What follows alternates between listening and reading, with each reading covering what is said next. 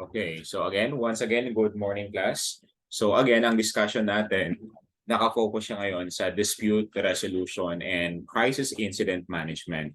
But of course, we will simplify yung ating discussion para mas mabilis ninyong maintindihan.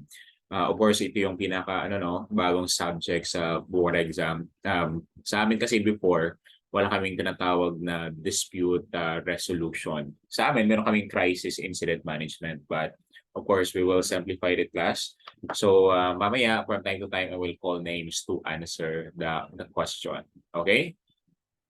So I need your participation. Nalista ko na para hindi ako doon mamaya. Okay, so dito tayo. So number one, so of course kung naka-attend kayo ng live sa malalaman yung sagot dito. Okay, number one, nandyan si Cantor. Cantor. Nandyan ba? Wala? Okay, so how about si Dan? Dan? Where is Dan? Sino yung nakapasok lang? Tingnan natin. Uh,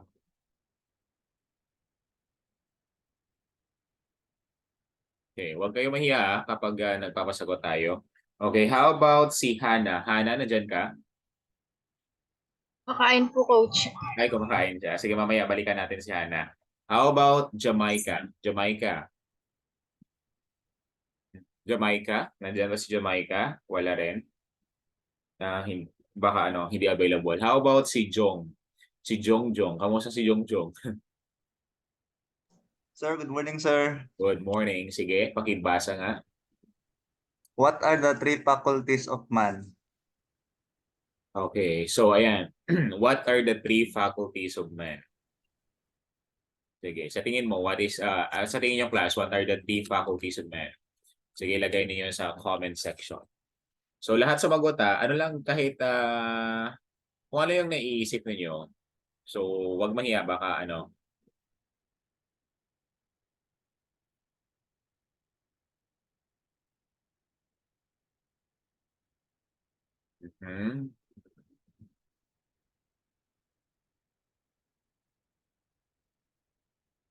Okay, may face-to-face pala yun. So, bakit isa lang yung sumasagot, class?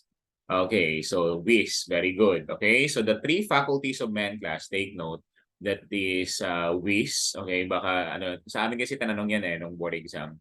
The three faculties of man are the following except. Okay, so ang sagot natin dyan, that is WIS, that is will, intellect, and soul. So that is the three faculties of man, class. Again, the will, intellect, and soul, that is the three faculties of man. So, ito yung acronym natin. WIS. Okay, I hope it's clear. So, our will, our intellect, and our soul, that is the three faculties of man. Then next tayo, please read Clench. Clench, nandyan si Clench. Hindi ba available si Clench? Okay, so si Christopher. Christopher. Nandyan si Christopher. So, Moso. Nandito na mo. Yes, sir. Sige. Thank you.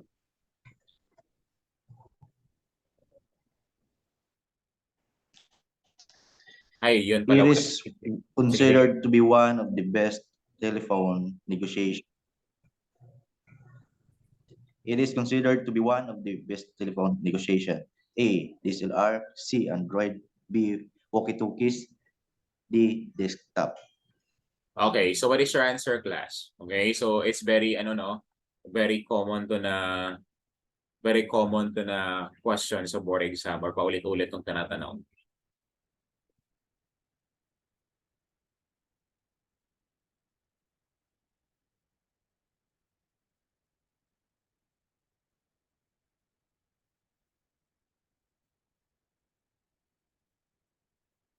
Di pinapansin.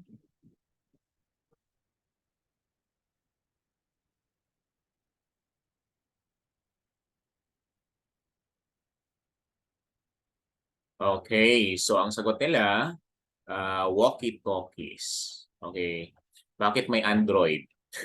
Okay, ang sagot natin dyan, class, That is letter B. Okay? So that is walkie-talkies. Okay ba? Yun pala nagkabaliktad yung C and B.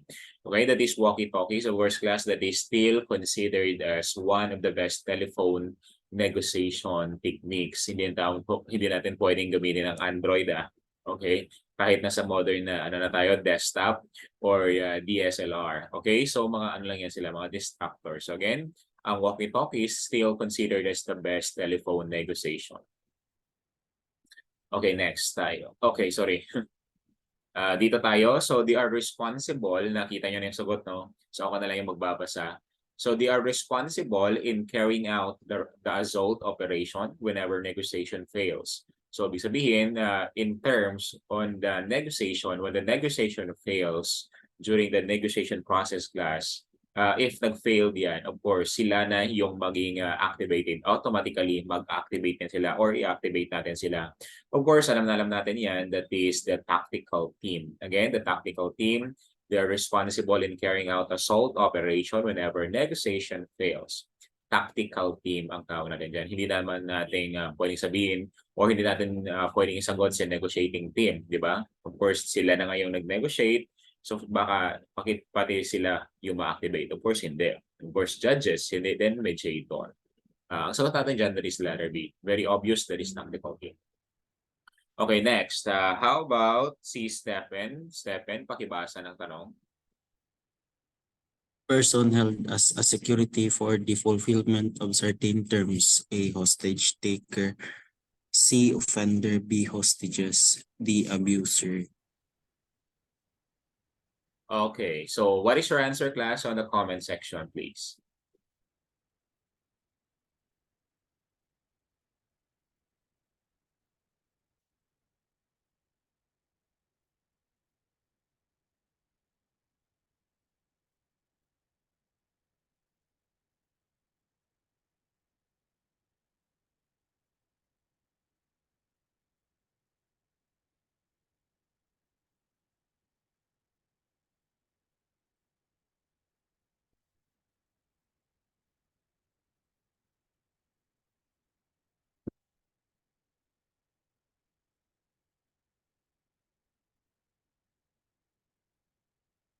Oh, 30 na pala tayo. Sino yung ano, yung nagdagdag? Si Latif, si Ram. Okay. Sige. So, a person held as a security for the fulfillment of certain terms. Of course, ang sagot natin dyan, that is hostages. Okay? So, hostages ang sagot natin dyan. Of course, that is letter B. Of course, ang hostage taker, the person, the one who is responsible for holding yung person na yun, that is the hostage taker, or minsan tinatawag din natin yung class na abductor, okay? Or the offender, okay? Or the abuser. So again, ang sagot natin dyan, that is letter B, the hostages.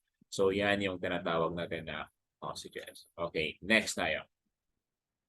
Okay, so please identify whether it is true or false. So then of course, I will call names to dito tayo. Please read question number 1. Si James. James, pakibasa ng question number 1, please. In Stockholm Syndrome, the hostages have positive feeling towards their captors. Sige, in Stockholm Syndrome, the hostages have developed or have positive feelings towards their captors. That is true or false? Pakilagay sa comment section, class.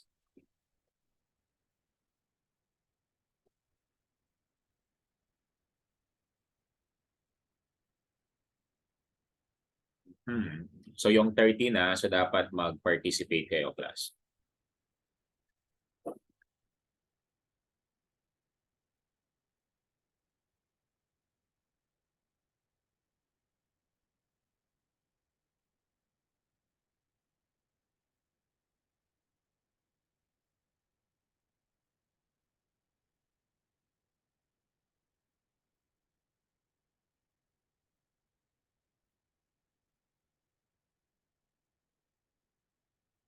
Okay. So of course, in Stockholm Syndrome, the hostage or the hostages have positive feelings towards their captors. Of course, very obvious. That is true. Okay, tama? That is true. So mamaya na-explain na natin kahapon, no? What is Stockholm Syndrome, Lima, and London Syndrome. Okay, and how about question number 2, please? Berto Dazo, nandiyan ka? Pakibasa ng ating tanong.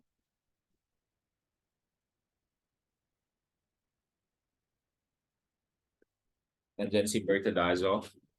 Wala, hindi available. Okay, how about si ay nandiyan ba? Okay, Berto Lima Dazo. syndrome. Yes, sir. Okay lang. Lima syndrome. Lima syndrome, a captor or abuser forms a negative connection with their victim. Okay, sige. Thank you. So Lima syndrome, a captor or abuser forms a negative connection with their victim. Is that true or false?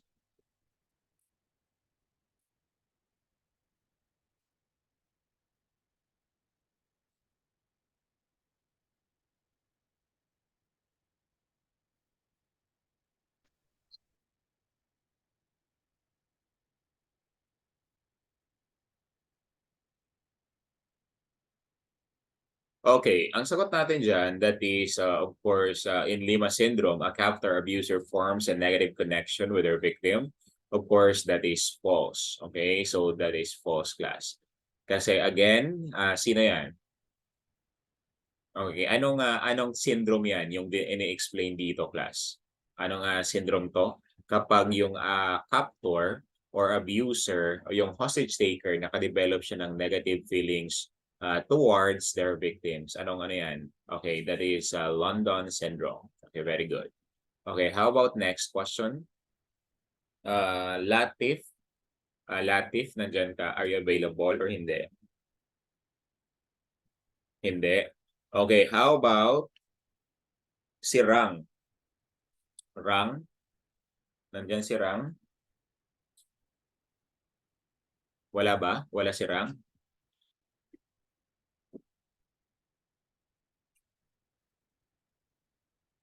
Okay, wala. Okay, so ano tayo? So sige, balik tayo kay Hana. Hana, Yes, sir. okay. The hostage taker in London syndrome develops a negative feeling connection towards their hostage.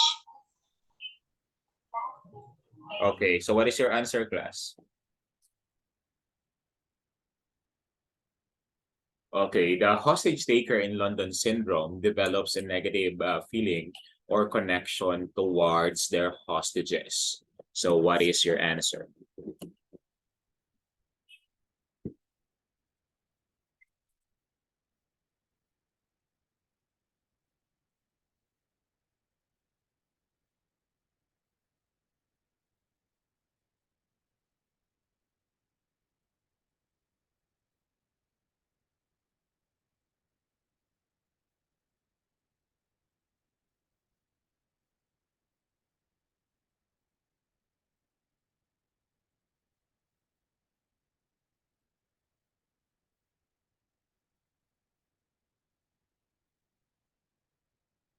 Okay, so the hostage taker in London syndrome develops a negative feelings or connection towards their hostages.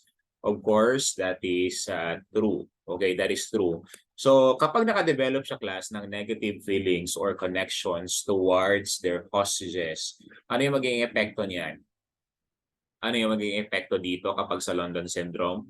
Ano yung kahihinatnan minsan or yung possible effect or possible outcome ng tinatawag natin na London Syndrome. Of course, yan, class. Okay, pinapatay nila, class. Okay?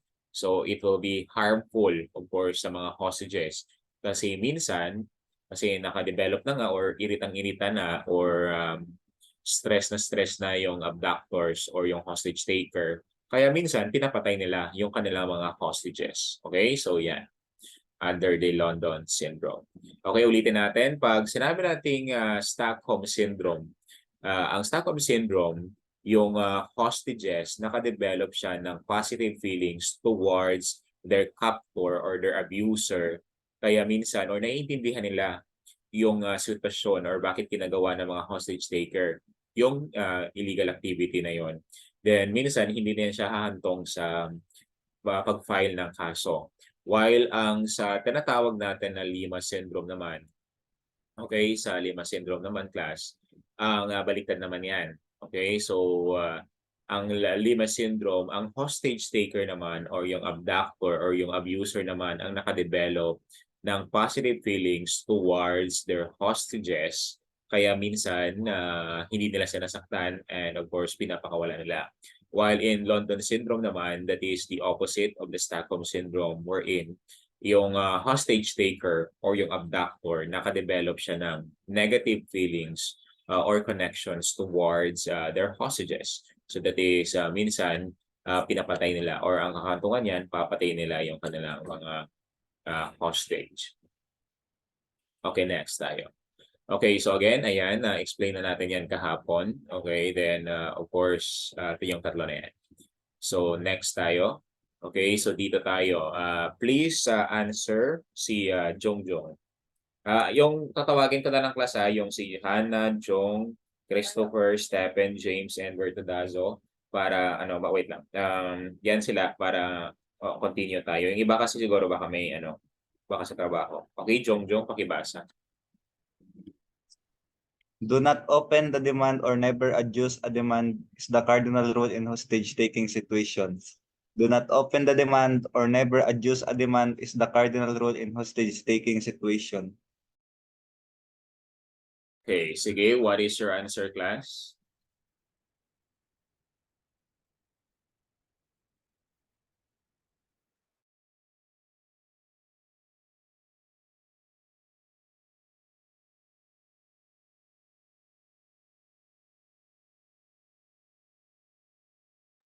Okay, so what is your answer? Do not open the demand or never adduce a demand is the cardinal rule in hostage-taking situation.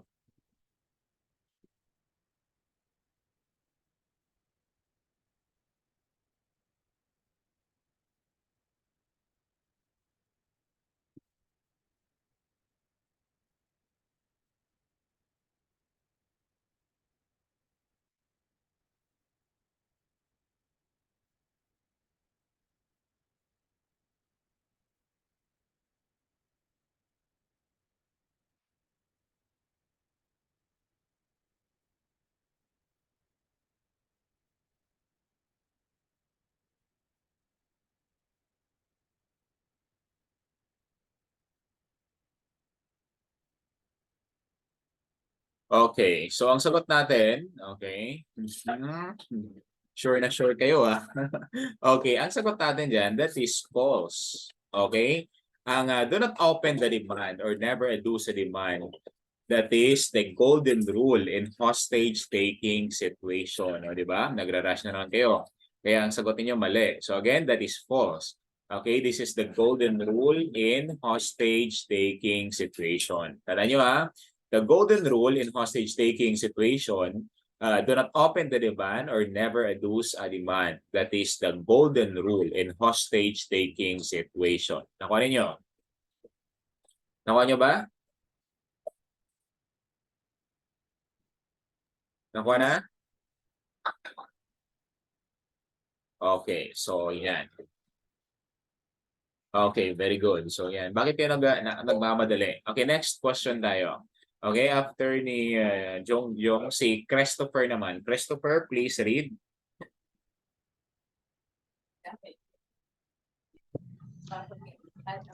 Commander should not be designated negotiator and negotiator should not command is the golden rule in negotiation. Again, a commander should not be designated the negotiator and negotiator should not be command is the golden rule. Negotiation. Okay, thank you. So a commander should not be designated negotiator and negotiator should not command is the golden rule in negotiation. Is that true or false?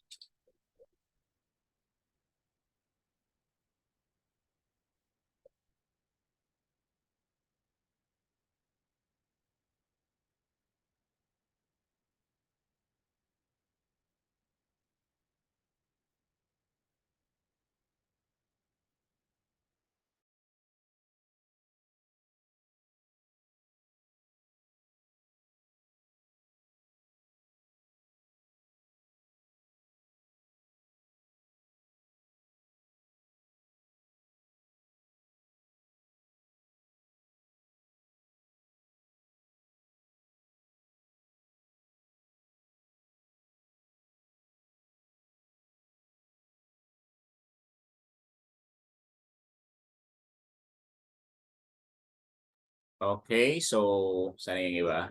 Okay.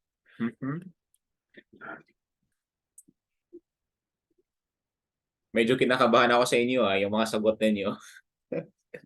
Ano ba to? Ano nangyayari? Okay, so of course that is false. Okay, kasi of course that is the cardinal rule in negotiation. Okay, so again so that is a commander should not be designated as negotiator, and the negotiator should not command. That is the cardinal rule in negotiation. Nakuha niyo yung class?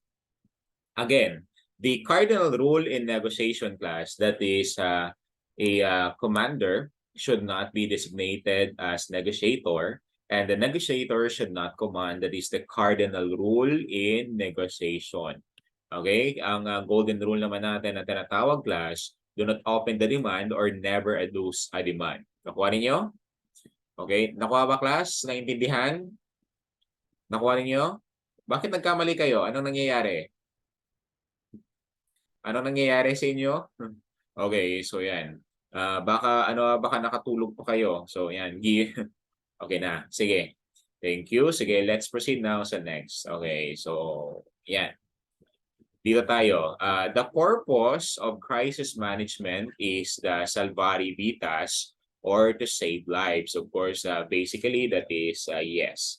Again, yung tinatawag natin the purpose of crisis incident management is salvari vitas. That is true. Okay, so to save lives.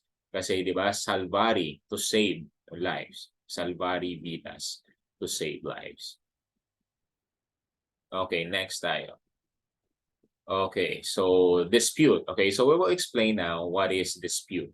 Okay, so pag sinabi nating dispute, class, that is there is a disagreement or hindi pagkakaintindihan between persons or group of persons, including yung tinatawag natin na partnership, corporation, or association. It is only not limited to person, class, yung tinatawag natin na dispute. So ibig sabihin, meron tayong including rin yan sa persons or group of person, partnership, corporation, or association sa businesses and so on. So that is the dispute. Then we also have the person involved in disputes. Of course, we have the individuals, tayo yon. We have the partnerships or corporation. Halimbawa, they form a company or a business. So partnership and a corporation yan. Then we also have the government. Then of course, we have the types of disputes. We have the family disputes, of course. We have the consanguinity, and of course, we have the affinity. So family, within the family disputes, commercial disputes, it involves yung trading, yung mga services and markets. Then we have the industrial disputes naman, class. It involves naman between employers and employee. So yun yung hindi pagkakaintindihan or disagreement between two parties. Then of course, we have the property disputes. Ang pag-uusapan naman dito, the question on the ownership of that property. Of course, kapag property yung pinag-uusapan natin, whether it is a real property or a personal property. But of course, more on dito sa property disputes, ang palaging hindi pagkakaunawaan or yung disagreement or there is a question on the ownership sa mga real property, yung bahay, yung lupa, di ba? Kaya 'di ba sa Pilipinas uso ang agawan ng lupa kasi this why meron tayong tinatawag na property disputes. Ulitin ko, pag sinabi nating disputes, that is the disagreement between two or more person or group of person including your partnerships, corporation, and association. Then the person or the parties involved in disputes, we have the individuals, partnership, and corporation, as well as the government. And take note, we have the types of disputes, apat yan. We have the family disputes, commercial disputes, industrial disputes, and the property disputes. Nakuha ninyo? Nakuha ninyo, class? Yes, sir. Okay, Yes, sige. sir. Ah! Okay, ma. Ano yun? Okay. Mama! Mama! Ano yun? Ano? Ano nangyari kay Hana? Okay lang ba si Hana? Okay lang? Ay, okay. Akala ko ano na nangyayari kay Hana eh. Okay, so so yan. Dispute. Okay, so class, tapos na natin ang dispute. So we will explain now what is dispute resolution. Okay, pag sinabi nating dispute resolution, it refers to all the processes, class, that are used to address disputes. Again, pag sinabi na okay, sige. Sige, no problem. Again, pag sinabi natin dispute resolution, it refers to all the processes that are used to address disputes, yung mga methods, yung mga strategies natin, class, to address yung tinatawag natin na disputes. So it includes all methods and approaches for a resolution of disputes from informal to formal tribunal or court processes. Of course, class, ang tinatawag dito na dispute, kapag hindi maayos yan within the barangay level, dadalhin talaga yan sa korte. Okay, kailangan mo talaga mag-file ng resolution in court or in the tribunal. So that is what we call dispute resolution. Okay, so yan. Then, of course, we will explain or yung tinatawag natin na 5 types of ADR. Mamaya klase, explain natin yan one by one kung paano ang flow ng mga types of ADR natin. Of course, we have the negotiation. Okay, the negotiation, of course, it occurs directly between the parties and their counsel and does not involve a neutral third party. So, of course, there's a negotiation. Halimbawa, kapag yung kampo ninyo, yung dalawang parties, class, kapag mag-negotiate, ang kakausap, of course, yung kanilang counsel o kanilang abogado na, okay, so hindi na tayo or baka pwede tayong mag-settle. Baka pwede nating pag-usapan to, hindi na aabot sa korte. So there is a negotiation. Yung victim and the offender, hindi magkikita. Ang ipapadala lang nila, class, yung kanilang counsel or yung kanilang representative. But of course, wala tayong tinatawag na third party. While yung tinatawag natin, class, na conciliation, dito yung conciliation, neutral third party to communicate with the parties in exchange of information and settlement options. Okay, of course, sa conciliation, di ba, mag-reconcile. So there is a third party na tinatawag natin na conciliator. Okay, there is a conciliator na tinatawag natin. May tagapagitna. Of course, hindi yan, ang process niya, class, hindi involves or hindi natin focus doon sa law, di ba? Kasi of course conciliation yan. Okay, hindi pa yan papaabutin sa korte. While yung arbitration naman, class, of course there is a neutral third party na tinatawag natin na arbitrator. Ang arbitrator, class, it renders decision. Okay, kung sino yung mananalo. Ang decision na yung, class, ang naibibigay niya ay tinatawag natin na award. Tandaan nyo under sa arbitration, there is a neutral third party kung saan nagbibigay siya ngayon ng award kung sino yung mananalo between the disputes. Ang tawag natin sa third party na yon is the arbitrator. So after yung thorough examination, class, of course there is a evidence presentation. Ang arbitrator ngayon na third party, siya yung magbibigay ng award or he will be rendering yung decision kung sino yung mananalo. Of course, that is arbitration. Then, of course, yung decision na yon or yung awards na yon, it should be binding. Ibig sabihin, dapat tanggapin ng isang ng isang party. Kasi kapag hindi yan tinanggap ng isang party that is not binding, ibig sabihin hindi yan pwede or hindi yan mag-e-epekto. That is under the arbitration. Then of course, we have the mediation naman. So ang mediation naman class, ang tawag natin sa third party na to is the mediator, yung tagapagitna. Of course, yung tinatawag natin na mediation, it is a process that can be effectively used at any time during the course of disputes. Okay? Pag-uusapan, magsisettle. Then we have the collaborative laws. Of course, yung tinatawag natin ng collaborative law. Okay? So, hindi ko makita yun ba? Okay, both parties are represented by a collaborative attorney and both parties agree not to litigate. Ibig sabihin, although present yung kanilang counsel or their respective counsel class during the time. But of course, through that, mag-uusap sila na imbis na magpa-file tayo ng kaso or papaabutin natin sa korte, we will settle or we will settle right here. So yan yung tinatawag natin na collaborative law.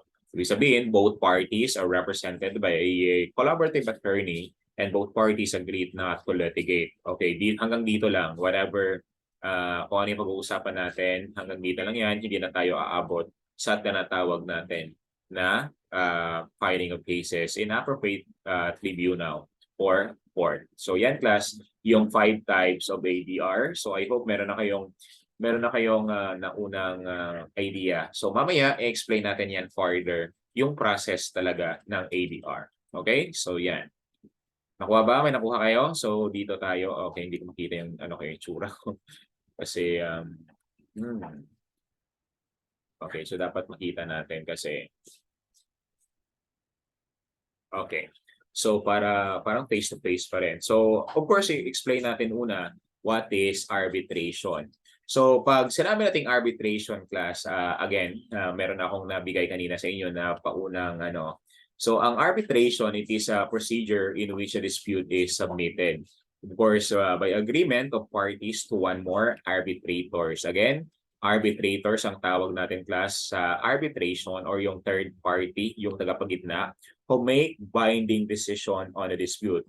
Tinatawag natin na binding decision kasi dapat whatever the result or kung sino yung magbibigyan ng award, dapat yung decision tatanggapin nila that is binding. Ibig sabihin, mag-e-epekto yan. Okay? So, yan yung tinatawag natin na arbitration. Then, ang arbitration is a form of alternative dispute resolution or the ADR. It is also a way or it is a means to resolve disputes outside the judiciary courts. Kaya nga tinatawag natin na alternative dispute resolution yan. Kasi sa dami ba naman ng kaso na sinosolve ng korte, of course, there are cases, yung mga backlogs na kaso sa loob ng korte. So, of course, that is the way to resolve disputes outside the judicial courts para hindi na madagdagan yung mga i-resolve na cases ng korte. So, within that level, matawag na natin or ma-resolve na natin yung disputes or whatever conflict arising. Okay. So, next tayo. So, we have the parties for a private dispute resolution procedure instead of going to court. Wait lang pa sa.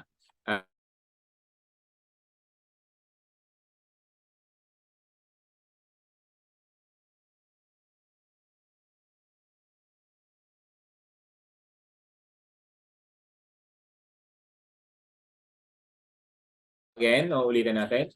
In the arbitration, so the parties offer a private dispute resolution procedure instead of going to court. Ibig sabihin, yung sinabi ko kanina, instead na papaabutin sa korte, so i-resolve na lang. Okay? Kasi of course, ang dami ng kaso na nire-resolve ang korte, then again, of course, ang mahal, di ba? Expensive ang pag-file ng kaso. And yung oras is masyadong waste of time. So yan. So an arbitration decision or award is legally binding. Again, legally binding on both sides and enforceable in the courts unless all parties stipulate that the arbitration process and decision are non-binding. Okay. Okay, so yan yung tinatawag natin na arbitration class. The arbitration decision or award is legally binding. So ang arbitration has traditionally been recognized as a common method of dispute resolution in the Philippines. Of course, whatever the result, kung sino yung mabibigyan ng award class, dapat that is binding or legally binding, dapat i-enforce yan. Dapat hindi kapag nag-decision na kung sino yung mananalo, dapat hindi na kontrahin ng kabilang kampo. But of course, kapag nag-decision yung involved sa dispute, na whatever the decision, masasabi natin or kino-consider natin ng non-binding, walang epekto.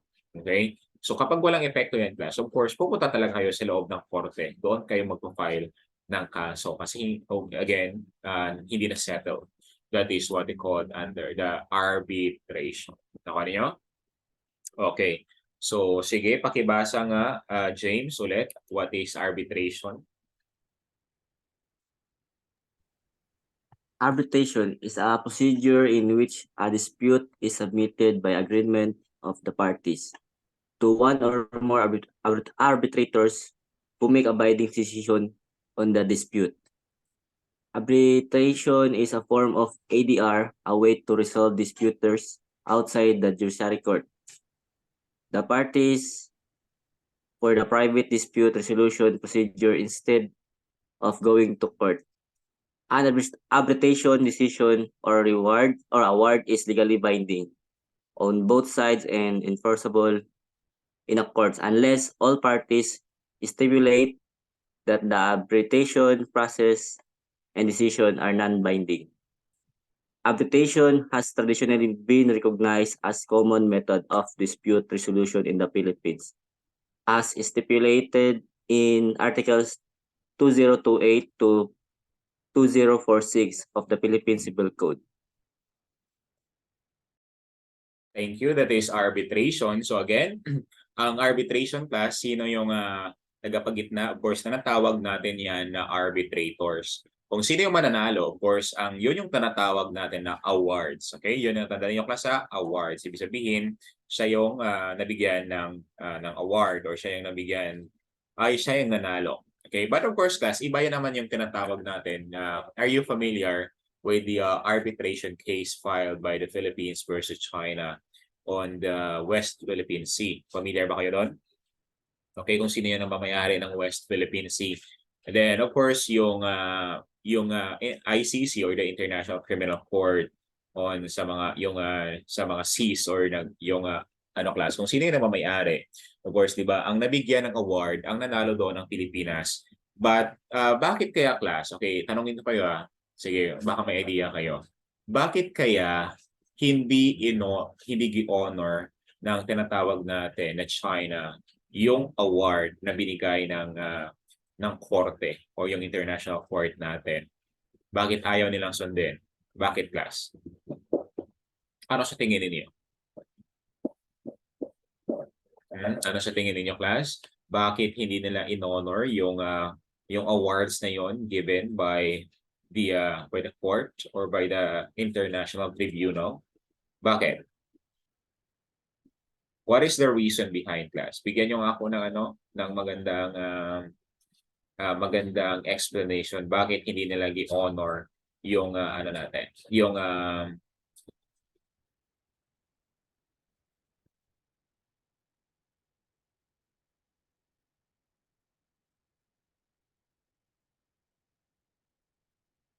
Okay, bakit isa lang yung sumagot dyan?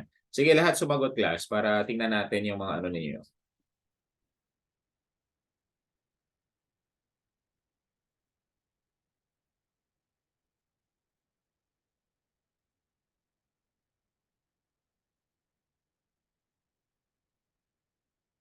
Okay, so yan. Bakit walang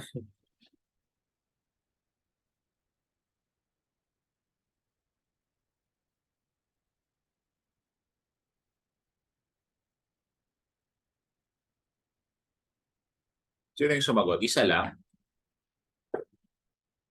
Okay, very good. Okay, so ang galing talaga ni Jongjong Parang ang dami yung maging top-notcher dito, class. Not legally binding both sides. Okay, galing.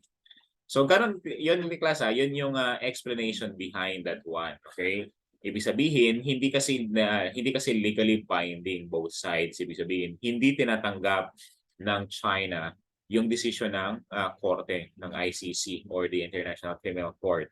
Okay, so kasi 'di ba, not legally binding both sides. Kapag legally binding both side class, sana 'yon kapag nagbigay ng desisyon ang korte or ang ICC, yung honor 'yon ng China. Ibig sabihin nirerespetuhin nila, susunod sila. But of course, yung decision is not legally binding on the both sides. So wala tayong magagawa. Then of course, pinakitaan pa ng puwersa, 'di ba? Kapag in case na ipipilit talaga, magkakaroon ng giyera. Ano lang naman 'di ba yung force ng ng Pilipinas. So kaya ganun class. Yun class not legally binding both sides. So okay, ganun yun yung reason behind that one. Hindi kasi nila ino-honor. So wala tayong magagawa. Then kasi kapag i-push through pa natin diyan, medyo baka mapulbos tayo, no? Pero of course, baka darating ang araw na sana ma-honor yan. Okay, so nakuha niyo class? Okay, may question ba kayo dito sa arbitration? Meron pa ba? Okay, meron pa bang question sa arbitration? Bakit walang sumasagot? Wala na?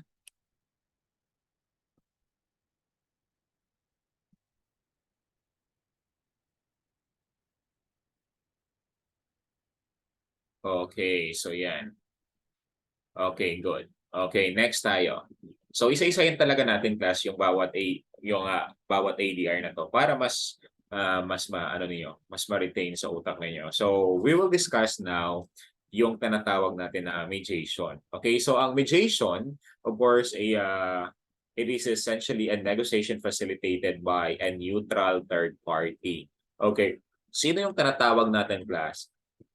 Okay, on the comment section sino yung tinatawag natin na neutral third party under the mediation? Again, sino yung tinatawag natin na neutral third party under the mediation? Sige. Sino yung class? Sino yung third party under the mediation?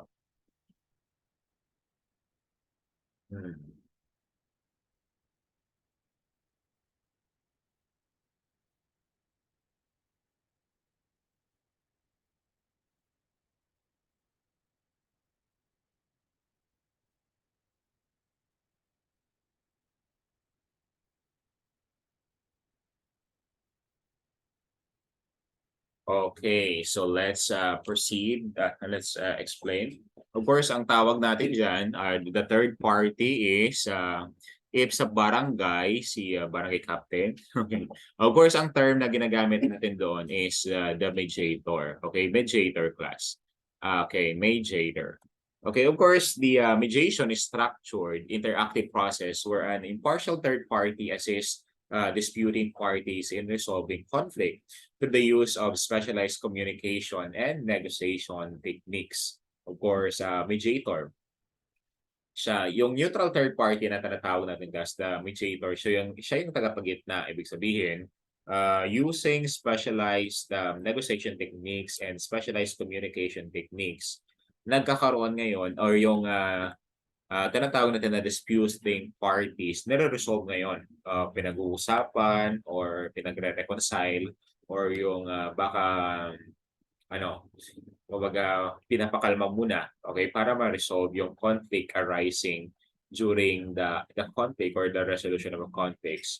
All participants in mediation class are encouraged to actively participate in the process. So hindi pwede yung isang party lang yung parang atat na mag-settle tapos yung isa walang pakialam. No. Okay? In the mediation process class.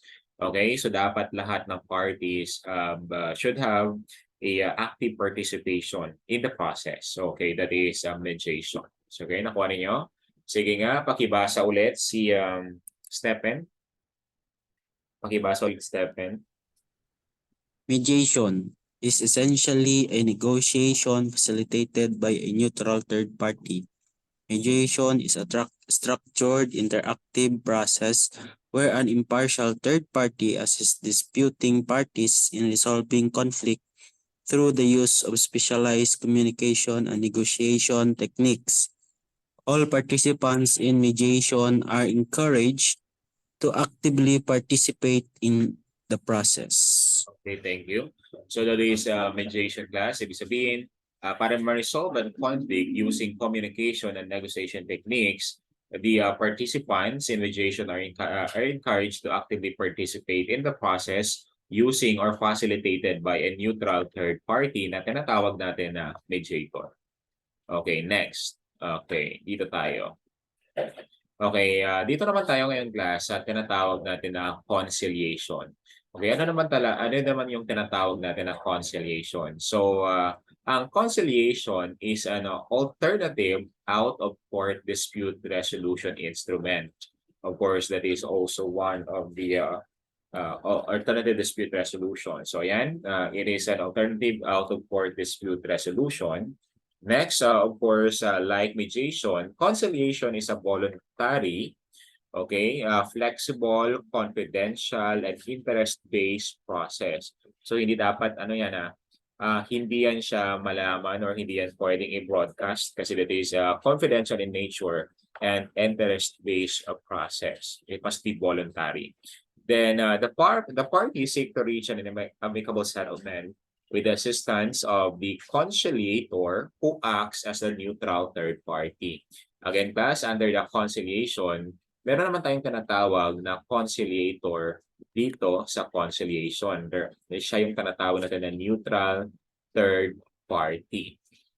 Okay, ibig sabihin, yung parties na gustong mag-settle or mag-amicable settlement or yung amicable dispute settlement, so of course, they will be guided yung tinatawag natin na neutral third party. Okay? So yan yung tinatawag natin na conciliation. Okay? Conciliator ang tawag natin dyan.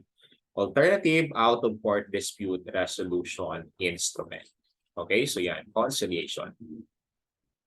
Okay, dito tayo class sa tinatawag natin na katarungang pambarangay. Of course, we will explain. Ito yung focus natin dito.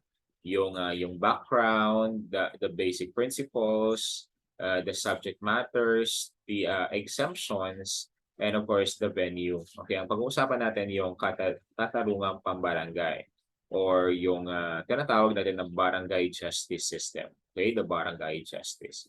But of course, so take note class, under the barangay justice system or under the barangay justice, dapat alam nyo rin yung jurisdiction na hindi mo pwedeng i-file yung mga serious offenses or serious crimes in the barangay level.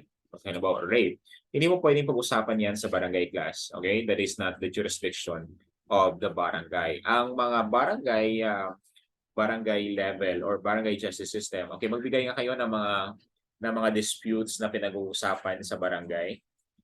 Yung everyday na ninyo na napapansin or everyday ninyo na everyday natin na encounter na palaging ginagawa.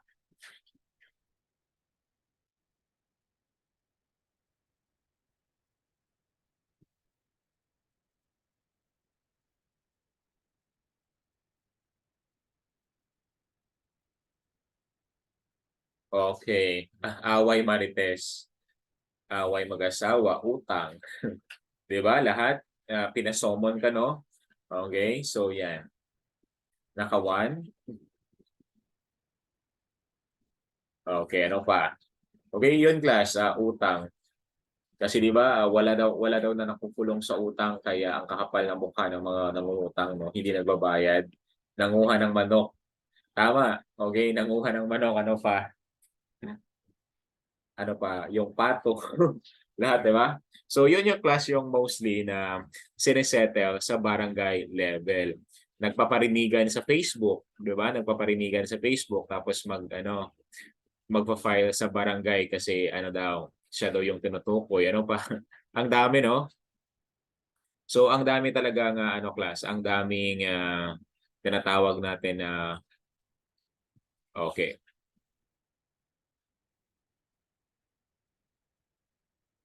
Okay na ba? Okay na? Sige, yan. Ang tinatawag natin na barangay justice system. Anything class na not serious in nature, of course, yung mga may lang. Tingnan nyo dito, yung, okay, si kumpare, okay? Baka, nililigawan si Mare. Ayan. Okay, so yan. Yan yung tinatawag natin na barangay justice, okay? So ibig sabihin yung isi-settle yung mga offenses na under the barangay level class, hindi na paabutin pa sa korte kasi that is ano lang naman, that is not serious in nature or that is not a serious offense. Okay, so ayan, bakit ano tayo? Wait lang.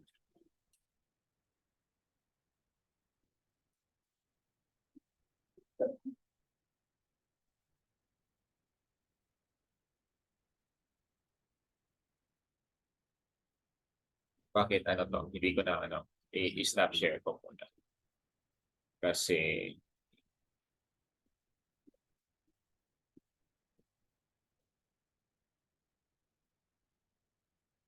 nasulatan ko pala.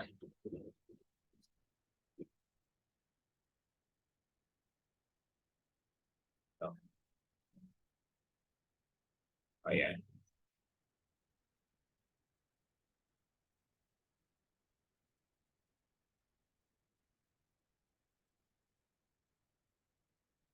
Okay, so again, okay, dito tayo class. Okay, dito tayo sa historical background or sa background ng tinatawag natin na barangay justice system. Of course, we have the legal sources kung saan natin kinuha yan. Of course, tandaan niyo class, under the Presidential Decree 1508 that was approved into law on June 11, 1978, yan yung establishing the system of amicably settling disputes at the barangay level. That is Presidential Decree 1508. Then we have the revised Katarungan Pambarangay, that is from Chapter 7, Section 39 or Section 399 to 422, or the Local Government Code. We also have the Supreme Court Administrative Circular Number. Yan naman yung guidelines on Katarungan Pambarangay conciliation procedure to prevent circumvention of the revised Katarungan Pambarangay law. Of course, that is ano rin sa anchored rin sa Local Government Code of 1991. Then we have the essence of Katarungan Pambarangay class. Mamaya explain natin what is Katarungan Pambarangay. Okay, the essence of Katarungan Pambarangay law is the amicable settlement as this is wherein the disputing parties are encouraged to make a mutual concession to obtain a peaceful resolution of the disputes thereof. Of course, class, yan yung purpose niya para dyan pa lang sa level na yan or sa barangay level, okay, or under the Katarungan Pambarangay law, nasisettle na yung mga disputes na hindi na dapat paabutin pa sa loob ng korte. Okay? So that is the legal source natin, class. Then let's proceed on the next slide. Nagta-transfer ba yung ano natin? Nagta-transfer ba yung slide?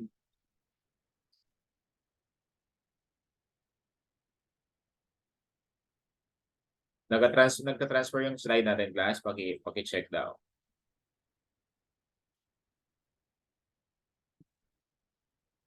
Okay, so yan, masyadong mainit na dito ngayon. Okay, so yan. Dito tayo, class. Tandaan niyo, there is no such thing as the barangay court. Tandaan niyo, there is no such thing as the barangay court. Yung Lupon Tagapamayapa is an administrative body. Okay, ibig sabihin, hindi yan siya judicial body. Kasi pag sinabi natin judicial body, ibig sabihin nasa korte na yan, class. Kapag administrative body, ibig sabihin outside of the court system. Again, outside of the court system, which is primarily conciliatory, not adjudicative. Okay, yan yung tinatawag natin na barangay Lupon, Katarungan Pambarangay law. Again, there is no such thing as barangay court. Yung Lupon does not possess the contempt power. Okay, kasi again, yung contempt power that is only vested kay judge. So yung Lupon class na leader, of course, sa Katarungan Pambarangay law, of course, they don't possess or they does not possess any contempt of power or power of contempt. Then we have the lack of cause of action or prematurity. So yan yung tinatawag natin, lack of cause of action or prematurity. So meaning, walang complaint, petition, or proceeding involving any matter within the authority of the Lupon shall be filed or instituted directly in court or in any government office for adjudication. unless there has been confrontation between the parties before the Lupon chairman or the pangkat. Okay, so walang complaint, petition, or proceeding yung within the authority of the Lupon. Mamaya i-file natin class or i-explain natin yan isa-isa.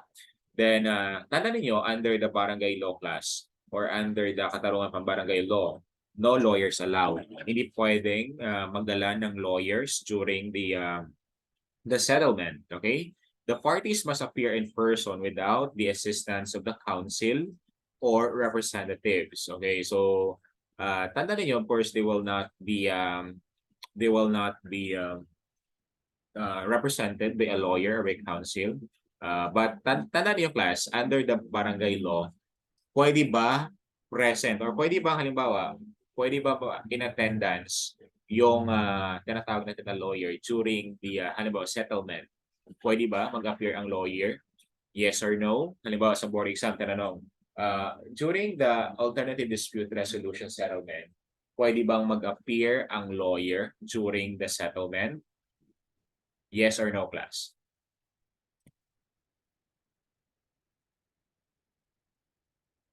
Okay, wait lang muna. Inom muna ako ng tubig, class.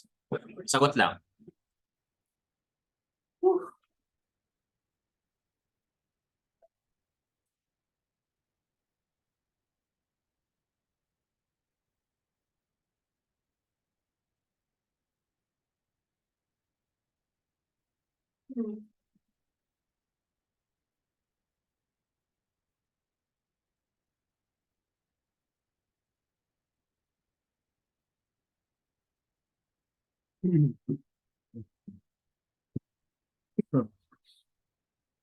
Okay.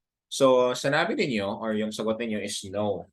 Sa tanong ko kanina, kung pwede ba mag-appear ang lawyer during the settlement, of course pwede. Pero of course, hindi sila pwedeng magsalita, class. Okay? Hindi sila pwedeng maki-intervene or tinatawag natin na pwedeng mag-suggest or ganito ganyan. They will be represented or ibig sabihin, pwede silang pumunta pero wala silang pakialam. Okay? Hindi hihingin yung kanilang stand or yung kanilang expertise. Kasi again, under the barangay law, no lawyers allowed. Tandaan niyo, no lawyers allowed. Pwede sila, class, pumunta doon kapag mag-observe lang, pero hindi sila pwedeng magsalita, hindi sila pwedeng magsabi na ganito, ganyan, yan, hindi pwede. Kasi no lawyers allowed. Pero, kapag tinanong kung pwede sila pumunta, of course, pwede. Pero, of course, hindi sila pwedeng mag-intervene sa process. Nakuha ninyo? Naintindihan niyo na, class? Naintindihan na ba? Okay na? Bakit walang sumasagot? Nagutom na kayo agad. Okay, so yan, class. Okay, no lawyers allowed, but of course, pwede silang mag-appear doon, pero hanggang ano lang, hanggang audience lang sila, class. Audience. Okay, then pag-uusapan natin ngayon yung subject matter. Okay, ano ba yung mga cases na tinatawag natin na dinadala sa Lupon? Okay, so yung katarungan pa barangay law. So the Lupon shall have the authority to bring together the parties actually residing in the same city or municipality from amicable settlement of all disputes. Wait lang, class, i-stop share ko muna ha. Kasi hindi mawala to yung yung red na to.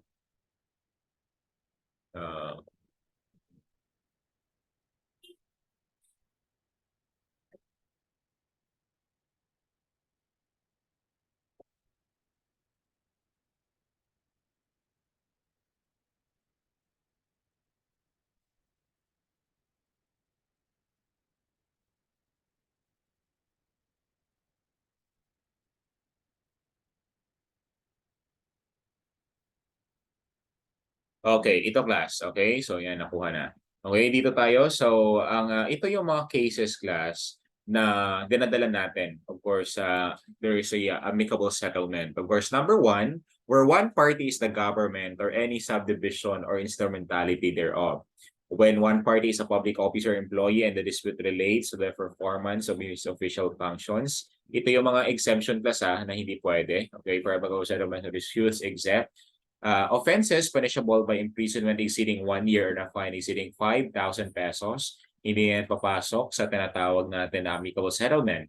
Offenses where there is no private offended party, where the disputes involves the real property located in the different cities or municipalities, unless the parties thereto agree to submit their differences to amicable settlement by appropriate lupon. Dispute involving parties who actually resides in the barangays or cities, and of course, such other classes the president may determine. Okay, so yan yung mga tinatawag natin class for amicable settlements disputes, the exemptions. Okay, so yan. Hindi naman sila masyadong magtatanong dyan. Okay, walang masyadong ano dyan. Dito tayo sa exemptions. Okay, so where the disputes or yung tinatawag natin na number one, where the dispute arises from the Comprehensive Agrarian Reform Law. Bakit nandyan pa rin yung red? Bakit hindi mawala to? Okay, so baka yung last ko na ano to, discussion. Yung cases beyond the authority of the law po, number one class, hindi na natin or hindi na kasali or hindi na yung tinatawag na jurisdiction ng lupon ang usapan or yung dispute class involving the Comprehensive Agrarian Reform Law or yung tinatawag natin na CARL. Second naman, labor dispute or controversies arising from employer and employee relationship. Hindi na yan kasali or hindi na yan hawak ng tinatawag natin na lupon. Then third, actions to annul judgment upon compromises or compromise which may file directly in court. Hindi na yan kapag diretso na, lalo na kapag mga serious offense, hindi na yan dadaan ka sa barangay level. Okay, when may the lupon be bypassed? Okay, the parties may go directly to court's class in the following urgent cases. Ibig sabihin, di ba, kapag magpa-file ka ng kaso, kailangan ka dumaan sa barangay level. But of course, you can bypass that one. Ibig sabihin, pwede ka agad-agad mag-file directly sa korte. Of course, where the accused is under detention. Kapag yung accused is under detention, you can file directly in court.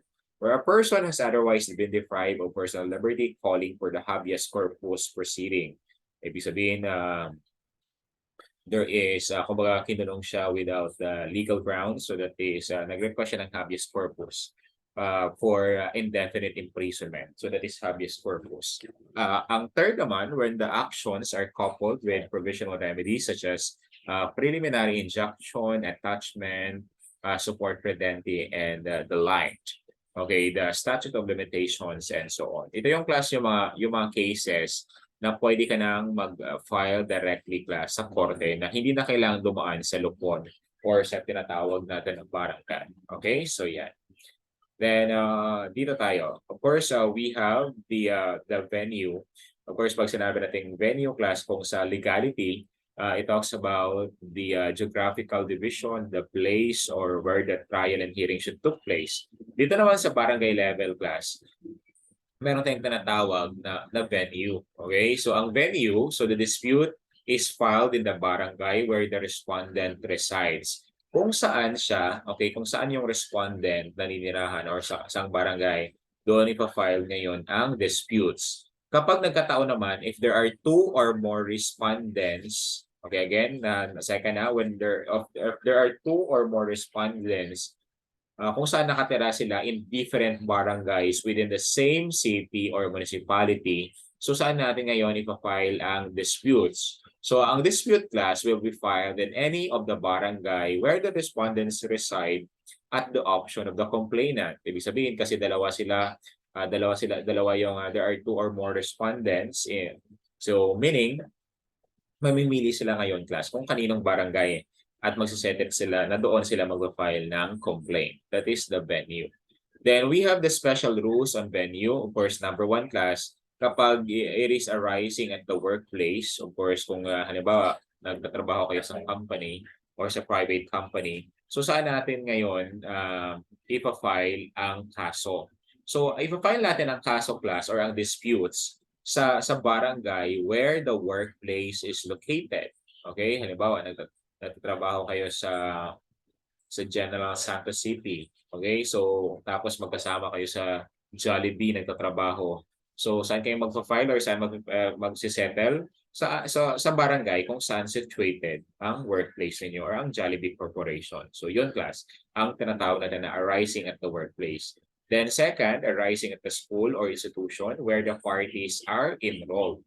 Okay, ibig sabihin, kapag halimbawa naka-enroll kayo sa University of the Philippines, so ipa-file ang kaso ngayon class in the barangay where the school or the institution is located. Okay, kung saan ang situated ang location, kung anong barangay yan, doon magpa-file ngayon ng tinatawag natin na dispute. Kapag sa real properties naman class ang pag-uusapan natin, okay, kapag yung dispute involving the real properties, halimbawa sa lupa or any interest, shall be brought in the barangay where the real property is located or situated. Yan yung tinatawag na special rules on venue. Okay, ngayon class, may tanong ako. So, sinabi natin under the real properties in case of disputes, okay, in case of dispute, yung tinatawag natin sa real properties, halimbawa sa lupa. Okay. Halimbawa ngayon class, yung lupa na yon, okay, yung lupa na yon class is situated na sa gitna ng dalawang barangay. Okay, halimbawa 1 hectares. Pero sa barangay 1, barangay 2, doon situated ang lupa ninyo na pagitnaan. Okay. Involving the disputes in the real properties, saan ngayon ka magpa-file ng kaso? Okay, nakuha ninyo, ulitin ko ang tanong. Okay, kapag ang kaso class, okay, if the case or kapag sinabi natin yung real properties is situated in the 2 barangays, okay? Situated siya sa dalawang barangays. So meaning hindi mo alam kung saan ka magpa-file ng kaso. Okay, sino or saan ka magpa-file ng kaso? Sa barangay 1 ba or sa barangay 2? Sige nga. Tingnan natin yung ano ninyo, yung yung ano ninyo class. Sa comment section class, pakilagay diyan.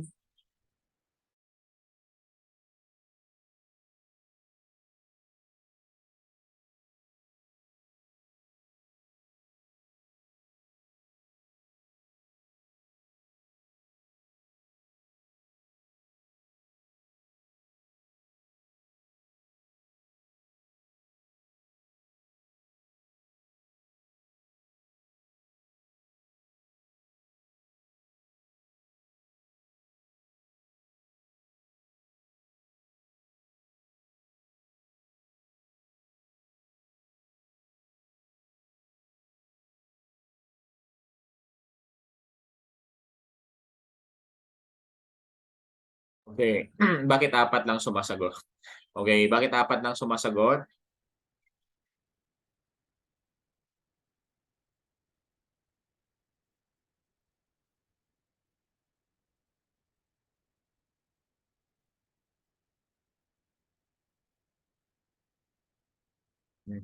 So yan, let's proceed. Pwede sa ball. Okay. Kahit sa ang dalangay, barangay, sir. May nakita akong tamang sagot dito eh. Wait lang.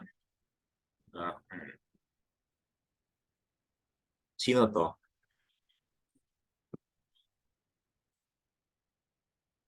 Bakit sa door? Okay. Okay. Si ano pala to? Hindi sa both dalawang barangay. Ang samang sagot diyan, okay? So doon, yung sagot ni Jongjong at ni Christopher. Okay, ganito class. Kapag yung dispute involving the real properties, yung sinabi ko sa lupa kanina, tapos dalawang barangay, or situated siya sa dalawang barangay, kung saan yung larger portion ng lupa, yun, or doon ka magpa-file ngayon ng dispute. Again, kung saan situated ang larger portion ng lupa, doon ka ngayon magpa-file ng tinatawag natin na dispute. Nakuha niyo? Again, kung saan ang pinakamalaking portion ng lupa situated, ang ano na yun, doon ka magpa-file ngayon ng tinatawag natin na disputes. Nakuha niyo? Nakuha ba? Nasundan? Nasundan niyo class? Okay na? Bakit walang sumasagot dyan? Okay, so very good. Okay, so ganito class. Halimbawa, kapag nagkataon, okay, may nagtatanong, sir, paano naman kapag parehas talaga yung 1 hectare? Ano talaga? 500, or ibig sabihin, same ang yung kalahati nasa barangay 1, ang kalahati nasa barangay 2. Hindi naman that is impossible class, okay? Hindi mangyayari yan.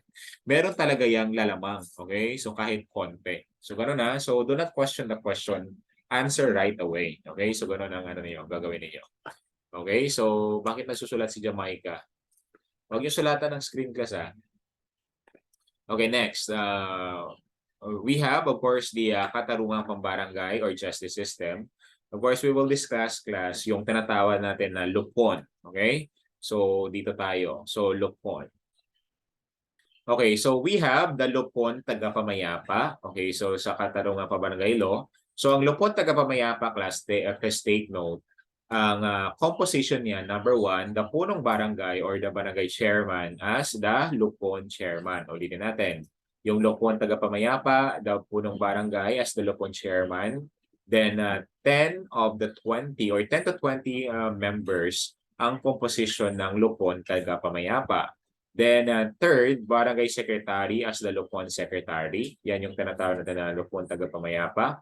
Ang qualifications nila, of course, they must be actually a resident or working in the barangay. Second naman, expressly disqualified by law.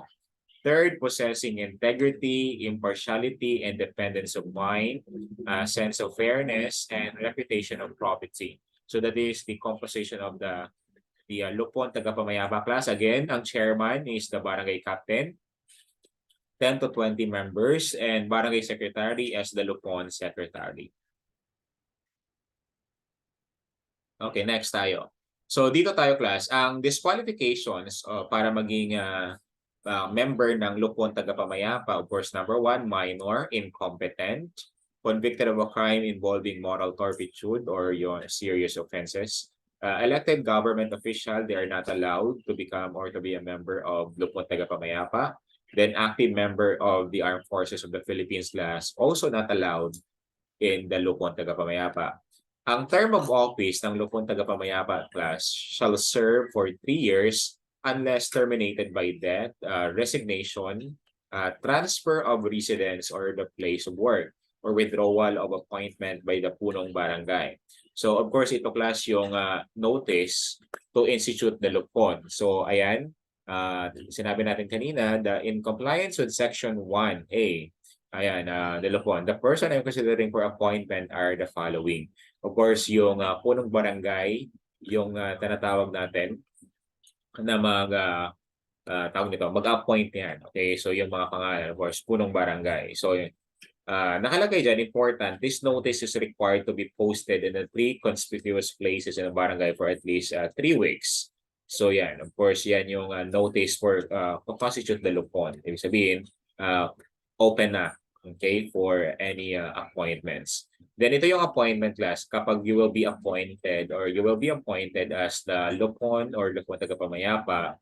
So yan, halimbawa dito, to Hana, okay, Hana Binuya, then po ng barangay, attested by the barangay secretary or acted as the secretary of the lupon tagapamayapa. Then, of course, ito yung oath of office class kapag you will be kasali ka na sa lupon tagapamayapa. So, yan yung maging oath of office mo or yan yung magiging panunumpa mo class. Then, we have also yung pangkat tagapagsundo. Ang pangkat tagapagsundo class, that is the conciliation panel constituted for a particular case. Ang pangkat tagapagsundo class, there are 3 members chosen by the parties from the list of lupon members. Yung lupon members natin, doon kukunin yung 3 na yon na magsiserve as lupon tagapagsundo. Okay, so yan yung tinatawag natin na lupon tagapagsundo.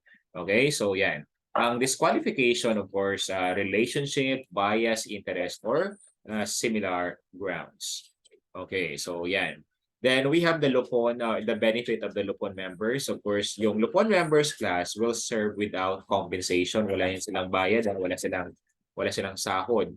But if the barangay have enough funds, the barangay may give honoraria to the lupon members depende sa area yan class or sa kita ng barangay. So members, while the performance as such are in official time, shall not suffer from any diminution or compensation or allowance for employment, whether in public or private.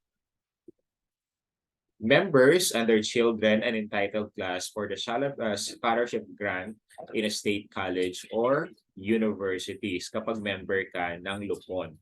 So lupon members are deemed considered class the person in authority while in the performance of their function. Again, person in authority, ibig sabihin, they are vested with jurisdiction. Okay, so person and authority. So we have the legal advice on matters involving questions of law. So the provincial, city, municipal legal officer or prosecutor shall render legal advice on matters involving question of law to the punong barangay or any lupon pangkat members. Okay, so of course they will seek the expertise of the lawyer. Okay, dito tayo class, stages. Of course, ang start natin, kung tandaan niyo, okay, there is a conflict. Okay, there is a conflict arising between the parties, the corporation, or the business. Okay, so of course, 1, 2, 3, and of course, the end. Ito yung process niya, class. Of course, magpo-file tayo ngayon ng complaint. Okay, magpo-file tayo ngayon ng complaint. So, then, of course, dito tayo magpo-file sa barangay complaint list. Okay, kung titingnan nyo, there is a, merong, anong tawag nito? Okay, merong rate cut, ano yan? Then, nagkaroon tayo, of course, yung itong tawag natin, class, na venue. Okay, venue kung saan isi-settle ang mga dispute.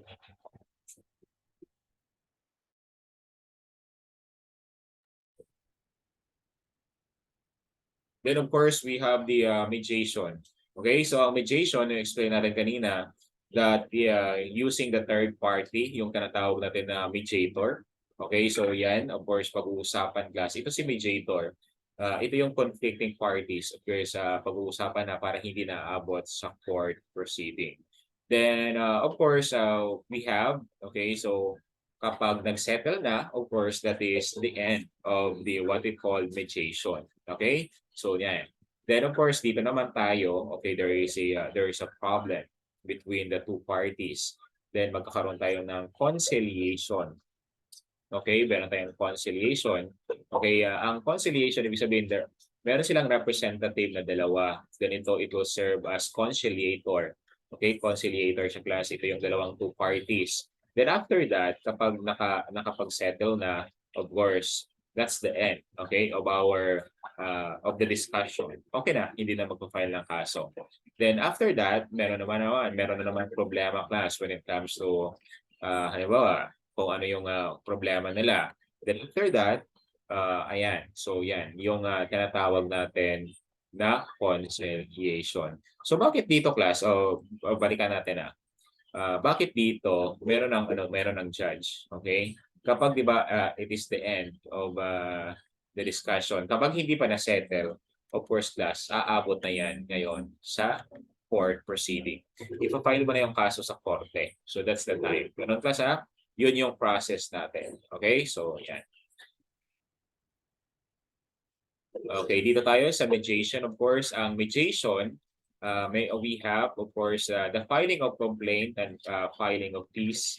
Okay, so ang filing of complaint and payment of filing fees, class, may be oral, written. If oral, the Lupon Secretary will put it into writing. Yun yung niya. Then, of course, the issuance of summon. Okay, so familiar naman kayo sa summon, no? Diba, kapag halimbawa sa barangay, papadala ka ng summon. No? May summon ka sa barangay, pinasummon ka ng kasi ang chismis mo ganito ganyan. So yan. So yan yung tinatawag natin na petition. Issuance of summon. Ito yung summon, class, oh. Okay, so barangay case number 4, summon. You are hereby warned that if you refuse or willfully fail to appear in obedience of this summon, you may be barred from filing any counterclaim arising for the said complainant or for the said complaint. Okay, so that is the mediation, class. Okay, so that is summon. Okay, so sino ba yung hindi nakakita ng summon? Okay, wala pa kayong summon? So yan. Okay na ba? Okay, dito tayo. Okay, so dito tayo conduct of conciliation, class. Of course, ang duration ng conciliation, 15 days from the day it was convened and maybe extended, class, from the pangkat for a maximum of 15 days in meritorious instances. Okay, tandaan nyo yan, yung days, class, kasi baka,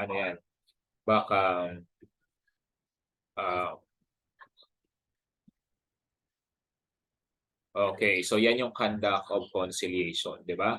So 15 days from the date was convened and may be extended with a pangkat for a maximum of 15 days in a meritorious instances. Okay, nakuha na? Okay, 15 days class, very important yung days na yan. Then ayan, nagsisettle na. Okay, the signing of amicable settlement and execution thereof within 6 months. No settlement or no confrontation during the conciliation class. Wala, dapat ano lang. They will be cooperative. Okay, and then issuance of CFA, ang CFA, that is the certification to file action. Of course, pangkat secretary issue a certificate to file action. Then, of course, after that, magpo-file na sila para patanggapin na sila sa korte kasi hindi na settle. Okay. Then, of course, we have the notice for the constitution of the pangkat. Ayan, chosen pangkat member and so on. Yan yung ano lang, pinakikita na natin. Okay, so ang arbitration class, in arbitration, the Lupon chairperson or pangkat is given the power to render decisions on the disputes with the prior agreement of the parties to bound by it. Okay, so in case the arbitrator must be neutral and impartial in making decision, must also be suitable to disputing parties.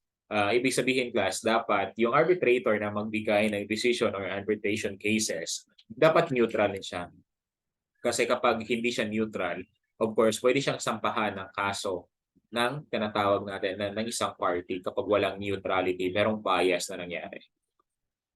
Okay, so the parties may at any stage of the proceeding agree in writing to go into arbitration and abide by the arbitral award of the Lupon chairman or the pangkat. Of course, the agreement to submit may be repudiated within 5 days. Okay, the arbitration award shall lapse to the period of 10 days naman yan. Okay, so yan yung sa arbitration. Masyadong mainit yung ano, wait lang.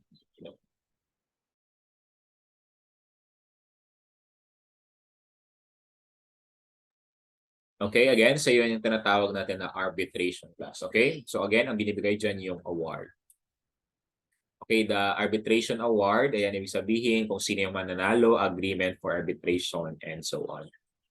Okay, then of course, ito yung conciliation among the indigenous cultural communities. Tandaan niyo, in the barangays where majority of the inhabitants are members of indigenous cultural communities or communities, local systems of setting dispute through their councils of datus or elders shall be recognized without prejudice to the applicable provisions of this code. Kasi di ba, meron silang tinatawag na indigenous justice system. So yung magpe-prevail pa rin yung tinatawag natin na cases or ng datus or ng elders natin. Okay, so the punong barangay himself issues the CFA or the certificate to file action in case of failure to settle the disputes involving members of an indigenous cultural community, which will be settled in accordance with the customs and traditions class of that particular community. And where one or more of the parties to be opposite disputes belong to the minority, and the parties mutually agreed to submit their disputes to the indigenous system of amicable settlements as certified by the datus or the elder of the punong barangay of the place of the settlement. Of course, class, meron silang that is kapag hindi talaga na-settle yan, of course, mag-issue sila ng yung punong barangay will issue yung certificate to file action para makapag-file sila ng kaso class sa korte. Okay, dito tayo.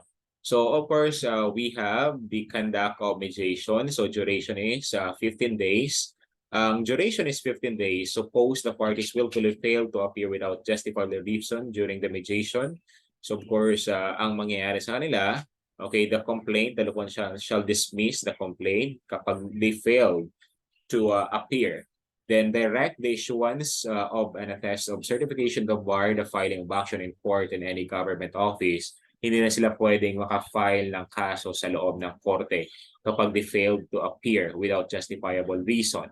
Apply with the local trial court for punishment of recall the second party as for direct contempt or indirect contempt of court. May kapangyarihan yan yung Lupon chairman natin.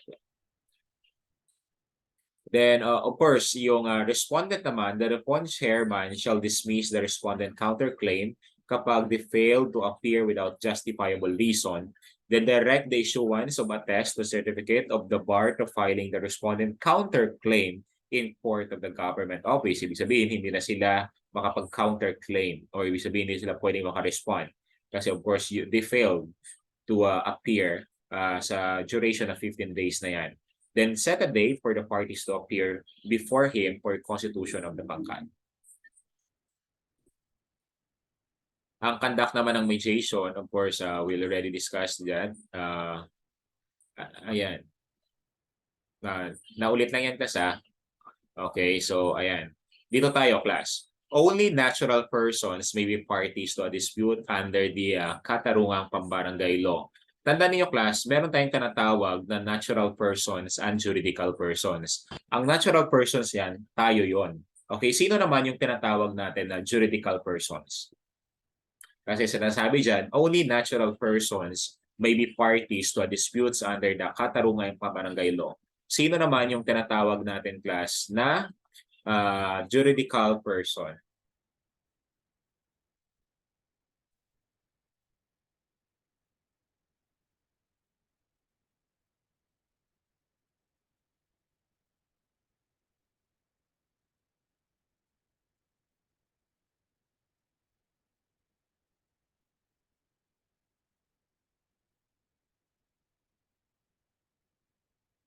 Okay, so bakit nandyan pa ba kayo? Again, sino yung tinatawag natin na juridical persons?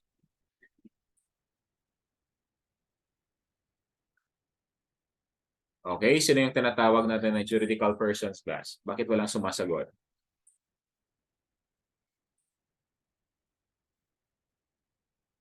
Bakit walang sumasagot dyan? Nandyan pa kayo, class? Present pa? Baka natulog na kayo, wala pa. Hindi pa nga tayo natapos. Again, sino yung tinatawag natin na juridical person? Okay, so yan.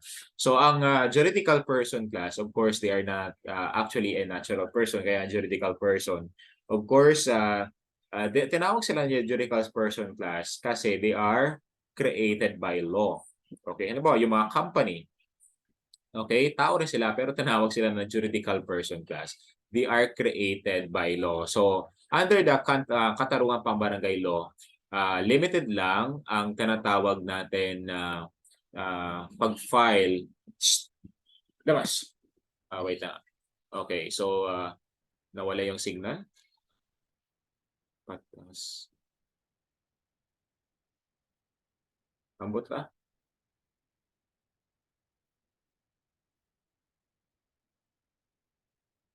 Gani.